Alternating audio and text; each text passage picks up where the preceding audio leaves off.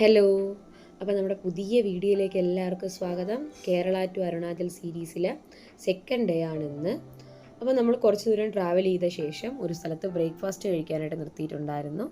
ഞങ്ങൾക്ക് രണ്ടുപേർക്കും കൂടെ ആകെപ്പാടെ 120 രൂപയാണ് ബ്രേക്ക്ഫാസ്റ്റ് കഴിക്കാനായിട്ട് ആയിട്ടുള്ളത്. വീണ്ടും ഞങ്ങൾ കുറച്ചധികം ദൂരം ട്രാവൽ ചെയ്തു. എന്നിട്ടൊരു സ്ഥലത്ത് റെസ്റ്റ് എടുക്കാനായിട്ട് നിർത്തി.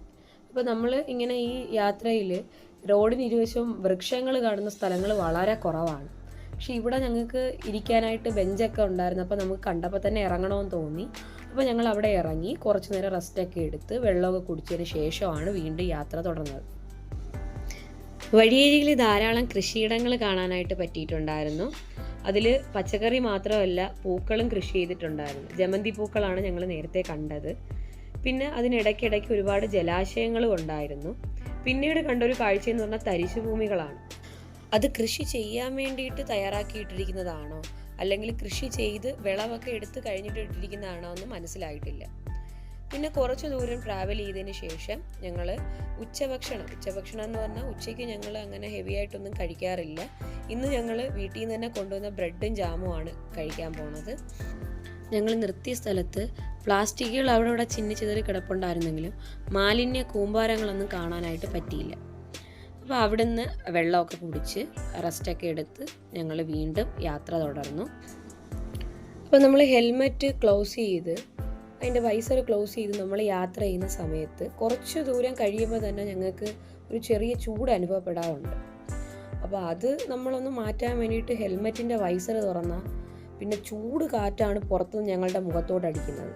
സത്യം പറഞ്ഞാൽ ചെകുത്താനും കടലിനും നടുക്ക് പെട്ട ഒരവസ്ഥ തന്നെയായിരുന്നു. പിന്നെ ഈ സമ്മറിൽ യാത്ര ചെയ്യുമ്പോൾ ഇതൊക്കെ പ്രതീക്ഷ തന്നെയാണ് ഞങ്ങൾ യാത്ര തുടങ്ങിയിട്ടുണ്ടായിരുന്നത്. പിന്നെ കാഴ്ചകളൊക്കെ കണ്ടുപോണ സമയത്ത് ആളുകൾ ഞങ്ങളെ ശ്രദ്ധിക്കാറുണ്ടെന്ന് മനസ്സിലായി.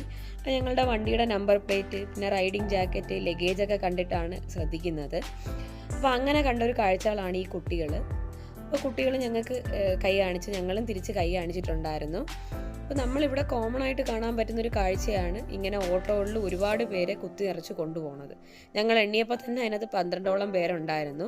അപ്പോൾ ഇങ്ങനെയുള്ള കാഴ്ചകൾ നമ്മൾ കൂടുതലായിട്ട് കാണാനായിട്ടുള്ള റീസൺ കൃത്യമായിട്ടുള്ള ഗതാഗത സംവിധാനങ്ങൾ ഇല്ലാത്തതുകൊണ്ടാണ്. അപ്പോൾ ഇങ്ങനെയുള്ള ഷെയർ ഓട്ടോസ് അവർക്ക് യൂസ്ഫുൾ ആണെങ്കിലും സേഫ്റ്റി വൈസ് ഇത് ബാക്കിലോട്ട് തന്നെയാണ്.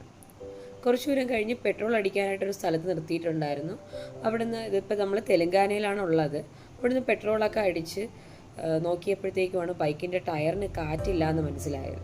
അങ്ങനെ ഞങ്ങൾ അടുത്ത തന്നെ ഒരു കടയിൽ നിർത്തി കാറ്റടിച്ചിട്ടുണ്ടായിരുന്നു. അപ്പോൾ 2 ടയറിലെ എയറൊക്കെ പ്രോപ്പറായിട്ട് ചെക്ക് ചെയ്തിട്ട് ഞങ്ങൾ അവിടുന്ന് യാത്ര തിരിച്ചു. അപ്പോൾ നമ്മുടെ യാത്രയിൽ ഒഴിവാക്കാൻ പറ്റാത്തൊരു സംഭവമാണ് ചായ കുടിക്കുക എന്നുള്ളത്. ഞങ്ങൾ രണ്ടുപേരും ചായ ലവേഴ്സാണ്. അപ്പോൾ നമ്മൾ 5:30 ആയപ്പോൾ ചായ കുടിച്ചാലോ എന്ന് തോന്നി. അപ്പോൾ വഴിയരികിൽ കണ്ടൊരു കടയിൽ ചായ കുടിക്കാനായിട്ട് നിർത്തിയിട്ടുണ്ടായിരുന്നു.